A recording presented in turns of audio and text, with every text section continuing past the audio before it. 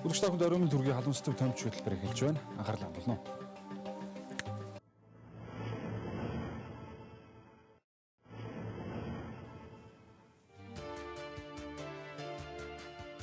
Хуульчин эрх зүйн байдлын тухай хууль батлагдсанаар хуульчдын холбоо байгуулагдлаа. Энэхүү холбоо байгуулагдсанаар ямар үр дүн хүлээж болох вэ? Одоо тус холбоо юу хийх ёстой вэ? Энэ бүх сэдвийг өнөөдөр төлөвлөнө.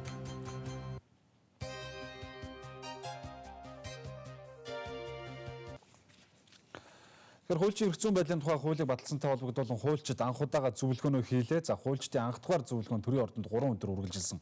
Зөвлөгөөний үеэр хуульчдын холбоо байгуулж тэргүүнээ сонгох санал хураалтыг явуулж өмгөөлөгч Алтан гэрэл 214 санал буюу 48.97% санал, өмгөөлөгч Батцүх 219 санал буюу 50.11% саналыг тус авч Монголын хуульчдын холбоог удирдахаар болсон юм а. Хуралд оролцсон 490 хүн бол хууль шүүхийн салбарт идэвхтэй ажиллаж байгаа 4500 хүний төлөөлөл юм. Тэгэхээр хуулийн салбарт зарчмын томоохон өөрчлөлт бодтойгоор хийгдэж эхэллээ гэсэн үг болж байгаа юм. Товчхондоо бол чөлөөт нийгэмд төр хамаг зүйлийг барьж аваад хийдэггүй. Мэргэжлийн холбоодууд эрхээ шилжүүлэн өгч тэдгээр холбоодууд нь хариуцлага өрөөд асуудлаа зохицуулаад явдаг. Яг энэ зарчмын дагуу Монголын төр хууль шүүхтэй холбоотой асуудалд хүндлэнгийн нөлөө үзүүлэхгүй байя гэдэг том шийдвэрийг гаргаад түүнийг хэрэгжүүлж байгаа үйл явдал боллоо гэж дүгнэхэд болохоор байна. Гэхдээ зарим зүйлийг ялгаж салгаж бас ойлгох шаардлага гарч ирнэ. Мэдээж төр засаг хуулиа тогтооно. Тогтоосон хуулиа сахиулах, хэрэгжүүлэх үүргийг хүлээнэ. Харин хуульч хүнд ямар шаардлага, шалгуур тавих, ямар ёс зүйтэй байх зэрэг асуудлыг мэргэжлийн холбоо хариуцна гэсэн үг юм. Хуульчин эрх үнэмлэх олгон шаардлагатай гэж үзэх юм бол хариуцлага тооцно, эрхийг нь цуцлана гэдэг ийм томоохон эрх мэдлүүд бол хуульчдын холбоонд үндсэндээ олгогдоод байна гэсэн үг. Дээрээс нь хуульч бэлдэх боловсролын тогтолцоог хариуцах болж байгаа юм. Өөрөөр хэлэх юм бол өнөөдөр хуульчаар төгсөж байгаа хүн олон боловч яг салбартаа хүлээн зөвшөөрөгдөд ажиллаж байгаа хүний тоо бол төгсөж байгаа хүний тооноос хамаагүй бага байгаа юм. Эндээс болсон болоогүй хуульч бэлддэг сургууль олон болсныг дээрээс нь чанаргүй мэрэгчлэтнүүд буюу дипломтой ажилгүйчүүд нэмэгдэж байгааг бас харж болохоор байгаа юм а. Тэгэхээр хуульчдын холбоо аль сургуульд магадлан итгэмжлэх эрх олгохыг бас шийднэ гэсэн үг. Ер нь хуульчийн стандарт шаардлагатай уялдаад сургалтын арга барилаач шинжлэх шаардлагатай гэж үзвэл эрх мэдэл нь олгогдсон гэсэн үг юм. Хуульчдын холбоо байгуулагдаж тэргүүнээ сонгож үйл ажиллагаагаа эхэлсэнтэй холбогдуулаад хуулийн салбарын талаар хэн юу гэж хэлж байсныг эхлээд товчлон үргэе. Хуульчдын холбоо бол бие даасан заавал гишүүнчлэлтэй нийтийн эрх зүйн хуулийн этгээд хуульчин лицензийг олгох, мэргэжлийн стандартыг сахиулах явдал өмнө нь төрийн чиглэл байсан. Шинжлэлийн засгийн газар төрийн энэхүү чиглэлийг мэргэжлийн өөрөө удирдах ёсны байгууллагад нь шилжүүлэн өгч байгаа юм. Өмнө нь шүүгч мэргэжлийн алдаа гаргалаа гэхэд шүүхийн сахилгын хороо мэргэжлийн зөвлөлд асуудлыг нь тавьдаг. Тэр нь улсын дээд шүүхийн дэргэд байдаг. Прокурорын асуудлыг ерөнхий прокурорын ёс зүйн зөвлөл, мэргэжлийн зөвлөлд тавьдаг. Тэр нь мөн л ялгаагүй улсын ерөнхий прокурорын дэргэд байдаг. Тэндээс хүмүүс нь томилогддог, өмгөөлөгчийн ёс зүйн алдаа, хариуцлагын асуудлыг өмгөөлөгчний холбооноос томилогдсон сахилгын хороонд гаргадаг байсан. Тэр байгууллагууд нь жил ирэх тусам шүүгч нь шүүгчээ, прокурор нь прокуророо, өмгөөлөгч нь өмгөөлөгчөө хамгаалдаг байгууллага болж хувираад түүнээс цааш явах газаргүй болсон юм. Хуульчдын холбоо бол жирийн нэг төрийн бус байгууллага, иргэдийн сайн дурын нэгдэл холбоо биш ээ. Энэ бол төрийн зарим чигүүргийг хуулийн дагуу шилжүүлэн авч байгаа нийтийн эрх зүйн хуулийн этгээд юм. Тодруулах юм бол шүүх эрх мэдлийг хариуцлагатай, харилцан хяналттай тунгалаг байлгах тогтолцоо юм. Хуульчин эрэлт бол буурахгүй байгаа. Харин тэр эрэлтэд нийцсэн мэргэжил ур чадвартай хуульч хэд байна вэ гэдэг нь өөрөө асуудал. Эрх зүйч мэргэжилтэн бэлтгэж байгаа боловсролын тогтолцоо хуульчийг шалгаруулж байгаа сонгон шалгаруулалт маань өөрөө боловсронгуй болж чадахгүй байна л гэсэн үг. Хүмүүс ур чадвартай хууль хэрэглэх, зөвлөгөө өгөх чадвартай хуульчийг хайж байна. Гэтэл боловсролын тогтолцоо маань онол номыг нүдсэн, хууль цээжилсэн голцсон хүмүүс бэлтгээд байгаа юм. Ингээд нийлүүлэлт нь эрэлттэйгээ авцалдаж өгөхгүй байхаар нэг талдаа хуульчид илүүдэлтэй, харин нөгөө талдаа дутагдaltaй яваад байгаа юм.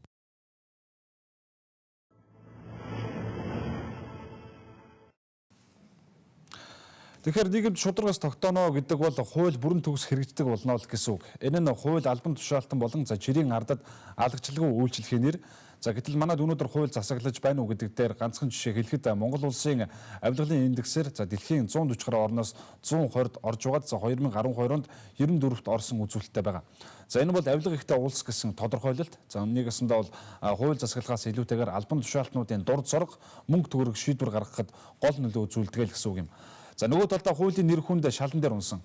Үүнийг дагаад хуульч шүүгчийг шүүх танхимд нь барьж аваад зодох, за доромжлох явдалч баг энгийн зүйл болсон гэхэд хэлсдэхгүй. Хадгаламж зээлийн хоршооны дампуурлын үеэр шүүгчийг булан шахаж байгаад шүүхийн танхим дотор зодож байсныг тод санаж байна. Тэгэхээр хамгийн гол суурь гэж хэлж болох шинжилэл буюу хуулиа мөрддөг болох шинжилэл хийгдэж эхэлсэн. За харин энэ нь нэг юм уу хэдхэн жилийн дотор хийдэг ажил бишээ гэдг нь амьдрал дээр харагдсаар байгааг нь тод жишээ юм.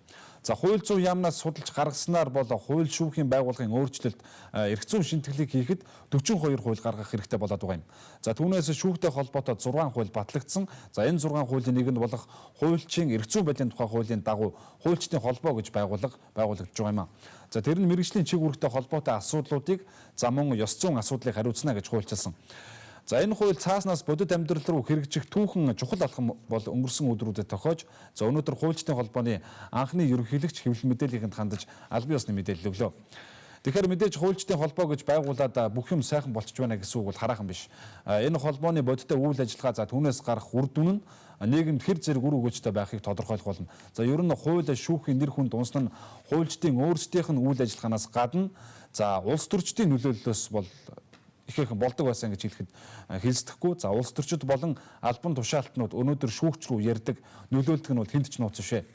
Харин хуульчдын холбоо байгуулагдсанаар цаашид мэрэгжлийн нэр хүндээ мэрэгчлэтнүүд жинхэнэ утгаараа улс төрөөс хараат бус за өөрсдөө тодорхойлох боллоо гэсэн үг болж байгаа юм. Улс төрчдийн оролцоо орон зайг хумж байгаамаа. Өмнө нь бас гой сонсогдож байдаг байсан байж магадгүй. Төрөөсөө тогтоогдсон ёс зүйн хүрээнд бид ажиллана штэ гэж хэлдэг байсан байж магадгүй. Гэхдээ орчин үеийн иргэншсэн үндсэн хуульд улс орны хуулийн засаглалыг хэрэгжүүлэх гэж байгаа мэрэгчлэтнүүдийн хувьд хэн нэг хэсэг бүлэг улс төрчдөөс тогтоогдсон ёс зүй гэхээс илүүтэйгээр өөрсдийнхөө хүсэж ирмэлзэж бас оролцож баталсан мэрэгжлийн дүрмдээ захирагдана гэдэг бол энэ бол нэр төрийн хэрэгэ. Жефферсны нэг алдартай үг өгдөг. Ард түмэн өөрсдөө хуулиа баталсан. Өөрсдийн төлөөлөгчдөд дамжуулж ард түмний нэрийн өмнөөс хууль батлагддаг юм аа. Тийм учраас ард түмэн хуулийн дээр захирагдах ёстой гэж. Хуульчид бас бидэнд нэг энэ зарчим орж ирж байна. Бид өөрсдөө хүсэж мэрэгжлийн дүрмээ баталж байгаа. Тийм учраас энэ мэрэгжлийн дүрмдээ бид захирагдах ёстой. Яагаад гэвэл би өөрийнхөө хүсэж тэмүүлж баталсан хариуцлагын тогтолцоонд захирагдахгүй байна гэдэг бол өөрөө өөрийгөө хуурж байна. Өөрөө өөртөө үнж биш байна. Мэргэжилдээ хуурмаг хандж байгаа гэсэн тэр үг болно. Тийм учраас бидний хамгийн чухал бөгөөд тодорхой хүсэл эрмэлзэл бол төр болон улс төрд байгаа дутагдaltaй талыг нөхөж чадна гэдэг итгэл үнэмшилтэйгээр мэргэжлийн холбоонд энэ эрх мэдлийг шилжүүлж байгаа юм шүү.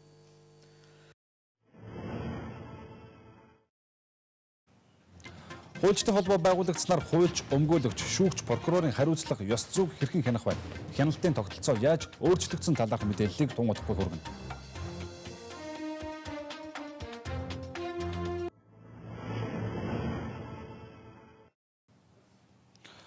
Тэгэхээр хууль зүйн салбарт шинэ агаар, шинэ салхи, шинжилэл аажмаар хийгдэж байгаа гэдэг нь бол бодитоогоор за тодорхой харагдаж байна. Гэхдээ энэ хүү шинэ агаар, шинэ салхи маань өмнөхтэйгөө ижилхэн байх уу, аль эсвэл шинтгэлийн, шинжиллийн одоо суурь болж чадах уу гэдэг нь бол өөрөө тодорхой хугацааны дараа бас үр дүн харагдах болно. Шүүхийн шинтгэлийн 6 багц хууль батлагдсанаар өнөөдөр хэд хэдэн өөрчлөлттэй бол үндсэндээ бий болгосон гэж хэлж болно. За хуучин манайд шүүхийн удирдлага, шүүхийн захиргааны удирдлага хоёр хамтдаа байсан бол за үүнийг бол салгаж чадсан. За харин шүүхийн ерөнхий зөвлөл нь тусдаа гарсан. За шүүхийн ерөнхий зөвлөл санхүүгийн асуудлыг шийдвэрлэдэг. За шүүгчээр ажилуулах хүмүүс боловсон хүчнийхээ асуудлыг шийддэг. За шүүгчтэй холбоотой бүхий л асуудлыг тусад нь шийдвэрлэдэг болсон гэсэн үг. За харин шүүх дангаараа шүүн таслах үйл ажиллагаагаа хэрэгжүүлдэг болж байгаа юм. За энэ хуулийг 4-р сарын 15-наас эхлээд хэрэгжүүлээд явж байгаа. За шүүхийн ерөнхий зөвлөл тусдаа гараад бүрэлдэхүүн нь батлагдсан байгаа. За энэ бол томоохон чухал өөрчлөлт гэсэн үг. За хоёр дахь зарчмын шинжтэй том өөрчлөлт бол эрх зүйт нийгэмд хуулийг дээдэлдэг улс орнуудад байдаг өөрчлөлтийг хийж байгаа явдал юм. За тэр нь одоо яриад байгаа хуульчдын холбоо юм а.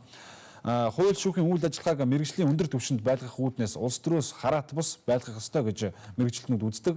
За үүний шийдэл нь бол мэргэжлийн холбоонд нь асуудлыг нь хариуцуулаад за тэр өөрийн зарим эрхийг шилжүүлэх явдлаа гэж томьёолоод байсан.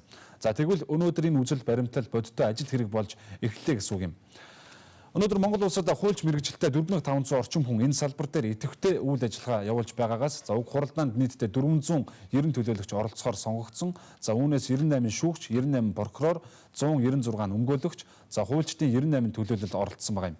Энэхүү зөвлөгөөний үеэр хуульчдын холбооны татвар татаасын тухай хэлэлцэж, за хөдөлгөөний үнэсний доод хэмжээ буюу 192 мянган төгрөгийн 10%-аас хэтрэхгүй татвар төлөх ёстой гэж үздсэн байгаа юм. За энэ татвар бол нэг сар тутам төлөх ёстой татварын хэмжээ. За хуульчид хэлэлцээд холбооныхоо татварыг 20 мянган төгрөг байхаар үндсэндээ тогтоосон. Хуульчдын холбоо татвартай байна гэдэг нь өмнө нь төсвийн мөнгөөр хариуцлагагүй үйл ажиллагаа явуулдаг алдаа завхрал гарсан ч за тэр нь хариуцлагын шатандаа очиод замхарчдаг байсан бол өнөөдөр улс төрчдийн оролцоогүйгээр өөрсдийнхөө салбарынхаа болон мэрэгжлийнхаа за цаашлаад улс орныхоо гадаад нэр хүндийг тодорхойлох хэрэг болж байна гэсэн үг юм. Зөв жишээ татаад хэлэхэд гадаадын хөрөнгө оруулагч Монгол улсад хүчин төгөлдөр үйлчилж байгаа бүх хуулийн дагуу зөвшөөрөл аваад за хөрөнгө оруулалтыг хийгээд явж байтал ашигаа олохоос өмнө гинт зөвшөөрлийг цуцалж орхидог. За захиргааны шүүгд хандгаар шүүгч мөн адил нөлөөнд автаж шийдвэр гаргадгаас өнөөдөр Монгол улсын гадаад нэр хүнд унчхаад байна. За үүнээс ч үүдэж өнөөдөр хөрөнгө оруулалт зугтаж долларын ханш чангарч эдийн засагт томоохон цохилт өгч эхэлж байгаа. За энэ тухай тоомч дүлгэн ганц зөрөг нарын хөтөлбөрүүдээс та бүхэнд маш тодорхой дурдсан болохоор энд хүргээд түр орхиё. Төрөөс гарах зардал үнэндээ бол татвар төлөгчдийн мөнгө үргүй зарцуулагдахгүй болно. Төрд энэ эрх мэдэлбүүд байгаа цагт энэ эрх мэдлийг хэрэгжүүлж байгаа олон үйл ажиллагаа татвар төлөгчдийн нуруунд дээр байгаа. Харин мэрэгжлийн холбоо руу шилжсэн тохиолдолд энэ мэрэгжилтнүүдийн нуруунд дээр очино. Тийм ч учраас та бүхэн энэ их хурлаараа татварын хэмжээг тогтооно.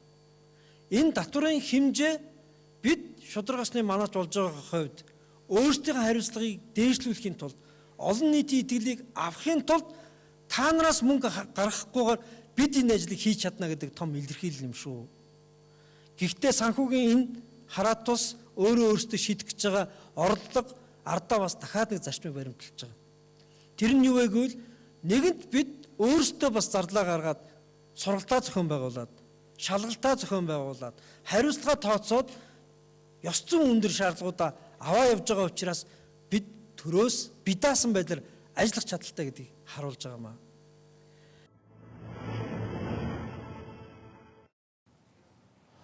Тэгэхээр шүүхийн шинжилгээний дагуу хийгдэж байгаа бас нэгэн томоохон чиглэл бол шүүхийн шийдвэр ил тод болж байгаа явдлаа гэж Монгол Улсын ерөнхийлөгч 2 дахь удаага сонгогдсныхоо дараахан буюу за хууль сахиулах байгууллагуудын удирдлагуудтай энэ 7 дугаар сарын 4-ний өдөр уулзалтаа хэлсэн байдаг. За тухайлбал энэ ажлыг 3 жилийн өмнөөс эхлүүлсэн шүүхийн гаргаж байгаа шийдвэрүүд хуулиар тогтоосон нууцлалгүй бол ил тод болж байгаа. Энэ нь эргээд хариуцлагыг бий болгож байна гэж. За гэхдээ ерөнхийлөгчийн хэлсэн энэ үг өнөөдөр бодит амьдрал дээр дутуу хэрэгжиж байгаа харж болохоор байгаа юм. Шүүхийн шийдвэрийг танилцуулахдаа шүүх хуралдаанд оролцож байгаа прокурор, өмгөөлөгч, ял сонсч, яллаж байгаа бүх талуудын үндэслэл бичигддэг. За ил тод гардаг болгох ёстой гэж анхлан яригдж байсан бол за өнөөдөр хэрэгжихдээ зөвхөн шүүгчийн шийдвэрийг дурдаад өнгөрдөг болсон нь за шүүх цэгмэн цахим хуудсанд байгаа юм. За уг нь үүгээр энэ өөрчлөлт их чухал боловч за бас л бодит амьдрал дээр хэлэхдээ 10 хийхдээ 5 болж хэрэгжиж байна гэсэн үг юм. За иргэдийн хамгийн ихээр бухимдж дургуйсдаг зүйл нь мэдээж хэрэг хууль тэгш үйлчилдэггүй л байдаг. За өчтөчнөө тэрбум төгрөг идчихсэн албан тушаалтан 4-өөс 5 жил ял авч байхад за кармал суулсан жирийн иргэн 10 жил ял сонсдог юм гажигтай эрүүгийн хууль за өнөөдөр ч хүчин төгөлдөр үйлчилсээр л байгаа. За шүүгч буруу шийдвэр гаргасан гэж үзэх юм бол өмгөөлөгч прокурор хоёр шүүхийн ёс зүйн хороонд гомдол гаргах эрхтэй гэж бол заасан байгаа юм. За хууль хэрэгжиж эхэлснээс хойш ийм тохиолдол хэр зэрэг олон гарсан бэ гэдгийг бас тодруулсан. За шүүгчийн ёс зүйн дүрм үүний хариуд бол за шүүгчийн ёс зүйн дүрм шинжлэгдэн батлагдаж хараахан чадаагүй байна. За одоогийн байдлаар шийдвэрлэгдэх гээд дүрмээ хүлээж байгаа 70 гаруй гомдолд ирсэн байна гэсэн ийм албан хариуг хууль зүйн яамнаас өгсөн байх юм. За энэ нь бол манад төрийн шийдвэр гарах гэж ямар их уддаг. За тэрийг хэрэгжүүлэх гэж бас өчтөчнөө цаг алддгийн нэг жишээ болж байна. За өөрөөр хэлбэл манай засгийн газрын хурд гэсэн үг юм. За гадаадын хөрөнгө оруулалт гарч эхлээд байхад 50 байсан засаг гарч явж дуусаад байдал нэгэнт биш болсны дараа ойлгож за одоо хуулиа өөрчлөхөөр зэхэд байгаатай л адилхаж хэлэхээр болцоход байгаа юм а. Тэгэхээр түрүү хэлсэнчлэн хуульчдын холбоо гэж байгуулад бүх юм сайхан болж байгаа хэрэг биш. Одоо энэ холбоо олон нийтийн дунд хэр зэрэг нэр хүндтэй ажиллаж хууль засаглах уу үгүй юу гэдэгт үйл ажиллагаагаар хариулт өгөх чухал байгууллага болж хуурж байна гэсэн үг юм. За товчхондоо бол гол ажил яг өнөөдрөөс эхэллээ гэж хэлэхэд болохоор байгаа юм а. Тэгэхээр хамгийн чухал хийх ёстой ажлууд бол хуульчдын мэрэгжлийн хариуцлагын асуудал байна.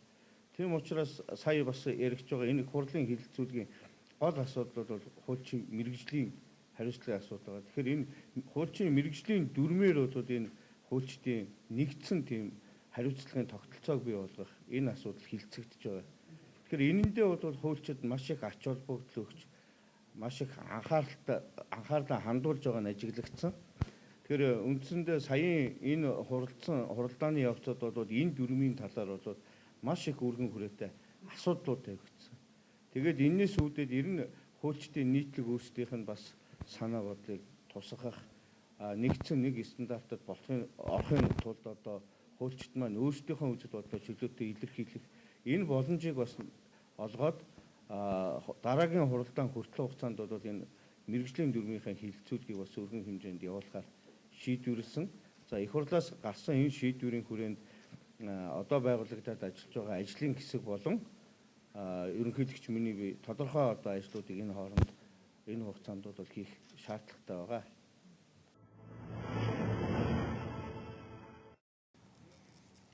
Тэгэхээр хуульчдын холбооны ерөнхийлөгчийн цалин 1 сая 88 мянган төгрөг байхаар анх ажлын хэсэг бол төслийг оруулж ирсэн. За ажлын хэсгийн саналыг үндсэндээ бол бага гэж үзсэн учраас хуралд оролцогчдын саналаар за 2 сая төгрөг болгон баталсан.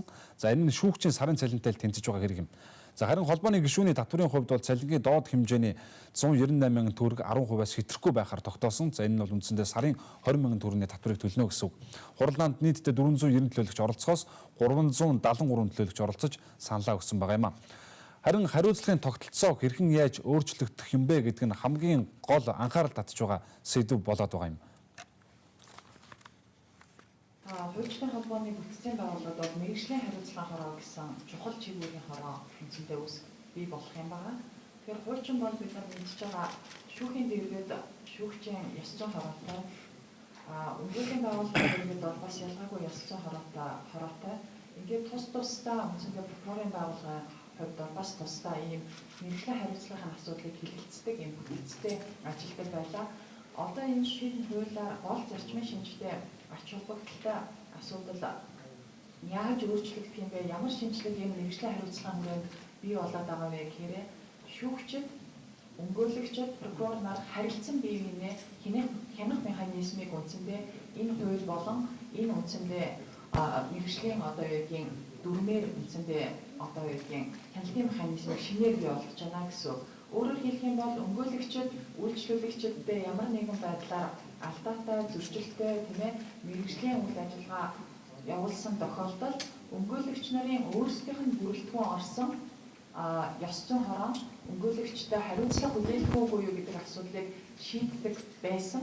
Тэгвэл энэ цаг үе үндсэндээ байхгүй болж байна гэж ойлгож болно тийм ээ. Өөрөөр хэлэх юм бол өмгөөлөгчдийн мэрэгжлийн үйл ажиллагаанд гаргасан алдаа зөрчлийг хэн хянах уу, хэн хариуцлага хүлээлгэх эсхийг шийдвэрлэх вэ гэхээр шүүгч прокурорын төлөөлөд энэ асуудлыг шийдэж явах юм аа.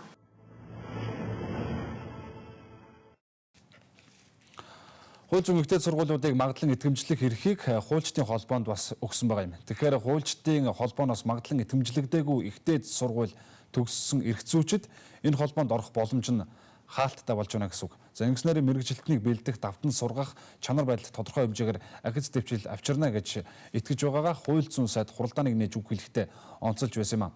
За ер нь хувь хүн дээрч бодсон гэсэн тэр хувь хүн ч гэсэн өөрт байгаа алдааг өөрөө л засаж чадхаас биш. За өөр хэн нэгэн ирээд өмнөөс нь засаж өгөхгүй. Яг үн шиг хуулийн салбарт үүсэж байгаа өнөөдрийн олон асуудлыг хуульчид өөрсдөө л засаж чадна гэж итгэж байна гэж хэлсэн хэрэг. За хууль ёс шударга ёсыг тогтооно гэдэг мэрэгжлийн хүмүүсийн буюу хуульчдын хийх ажлаа гэж харж байгаа нь ч тодорхой байгаа юм а. За дэлхийн өндөр хөгжилтэй улс орнууд өрсөлдөөнд нэг зүйлийг гол болгож байгаа нь хүний хөгжил. За яг энэ үүднээс ч өнөөдөр хуулийн салбарыг хуулийн нэр хүндийг өргөхийн тулд хуульчдад өөрсдөд нь эрхийг нөгөөд хариуцлагыг нь өөрүүллээ гэж хэлж болох байгаа юм а. За хуулийн нэр хүнд хуулийн засаглал гэдгийн цаана гарт баригдаж нүдэнд харагдахгүй ч энэ нийгмийн хамгийн үнэтэй зүйл болох ардчлал хүний эрх чөлөө яригдж байгаад л бүх асуудал оршиж байгаа юм а.